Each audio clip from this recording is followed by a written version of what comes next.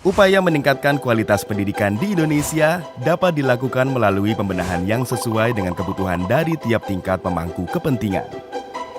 Mulai dari tingkat satuan pendidikan, pemerintah daerah di tingkat kota dan kabupaten, provinsi, hingga nasional.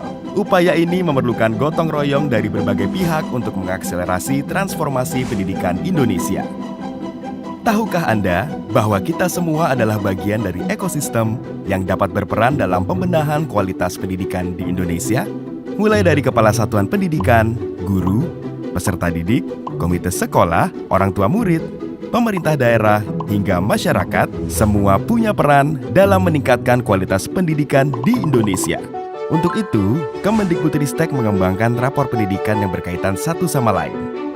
Agar setiap pihak dapat melihat kondisi pendidikan di Indonesia, memetakan tantangan yang muncul, kemudian bergotong royong melakukan pembenahan sesuai kapasitasnya, mulai dari tingkat satuan pendidikan, pemerintah daerah hingga nasional.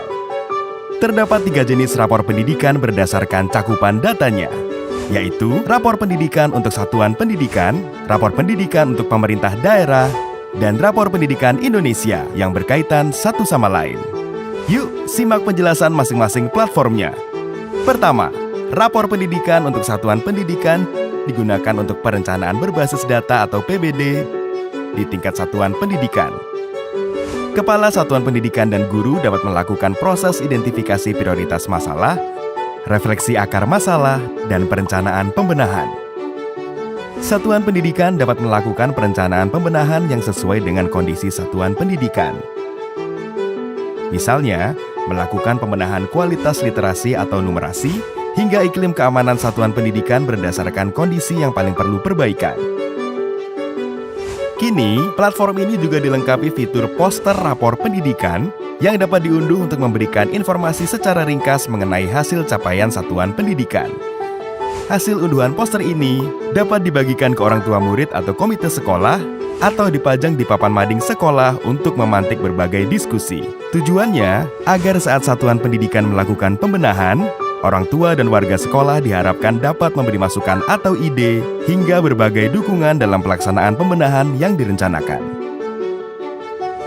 Selanjutnya, pada tingkat daerah terdapat rapor pendidikan untuk pemerintah daerah, yaitu Dinas Pendidikan Provinsi dan Kabupaten atau Kota yang membantu perumusan kegiatan dan anggaran daerah untuk pemenuhan standar pelayanan minimal atau SPM pendidikan di daerah kewenangannya. Di dalamnya terdapat capaian indeks SPM pendidikan, capaian indikator prioritas, akar masalah, serta cara pembenahan untuk melihat rekomendasi kegiatan pembenahan yang sudah dipetakan. Dengan platform ini, Kepala Dinas Pendidikan dan jajarannya, para pengawas, serta kepala daerah dapat berdiskusi membahas hasil SPM pendidikan hingga membuat alokasi anggaran untuk kegiatan pembenahan sesuai dengan prioritas yang disepakati oleh pemerintah daerah. Dan yang terakhir, pada tingkat nasional terdapat Rapor Pendidikan Indonesia yang dapat diakses oleh siapa saja, seperti warga sekolah, orang tua, dan pihak yang memiliki kepedulian terhadap kemajuan pendidikan di Indonesia. Rapor Pendidikan Indonesia merupakan upaya refleksi bersama membenahi kualitas pembelajaran murid di seluruh Indonesia. Pemanfaatan platform ini dapat membantu masyarakat untuk melihat capaian kualitas pendidikan di Indonesia secara menyeluruh dan mengawal upaya pembenahan kualitas pendidikan. Untuk mengakses Rapor Pendidikan Indonesia, Anda dapat mengunjungi laman raporpendidikan.kemdikbud.go.id. Dengan rapor pendidikan, diharapkan dapat mendukung setiap pihak dalam berperan meningkatkan kualitas pendidikan di Indonesia, mulai dari kebutuhan masing-masing.